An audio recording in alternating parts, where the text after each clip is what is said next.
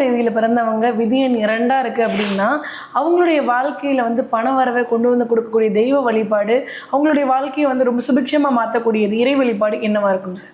இந்த மாதிரி ஒரு காம்பினேஷன் 7, 16, 25 இந்த மாதிரி ஒரு காம்பினேஷன் இருக்காங்க அப்படின்னாலே பொதுவாக இவங்களுக்கு வந்து சர்ப்பத்தோட இன்ஃப்ளூயன்ஸ் இல்லாமல் இவங்க எந்த தெய்வத்துக்கிட்ட போய் நின்னாலும் வேலை நடக்காது.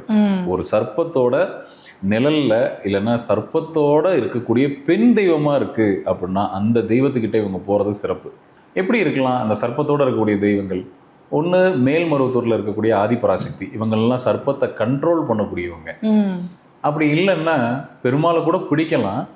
ஆனால் இந்த இடத்துல என்ன அப்படின்னா 2ங்கிறது விதியில் இருக்கிறதுனால இப்போ ஆதிசேஷனோடு இருக்கக்கூடிய பெருமாள் கிட்ட கூட போகலாம். அவங்க வந்து இப்போ ஸ்ரீரங்கம், நான் ஏற்கனவே சொன்ன மாதிரி ஸ்ரீரங்கம் அந்த மாதிரி ஆதிசேஷனோடு இருக்கக்கூடிய பெருமாள், அந்த பாம்பு படுக்கையில் இருக்கக்கூடிய பெருமாள்கிட்ட கூட போகலாம்.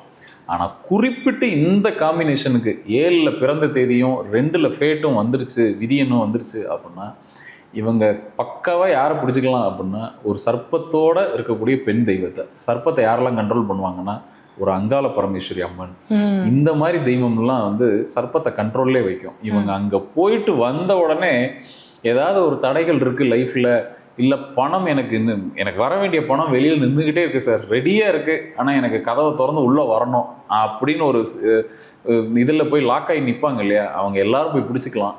இந்த மாதிரி தெய்வத்தை பிடிச்சிக்கலாம். எங்கே இருக்காங்க அப்படின்னா செஞ்சி பக்கத்தில் மேல்மலையனூர் அப்படின்னு ஒரு இடம் இருக்குது. அங்கே பார்த்தீங்கன்னா இப்போ வர வர ரொம்ப கூட்டம் ரொம்ப அதிகமாகி போச்சு.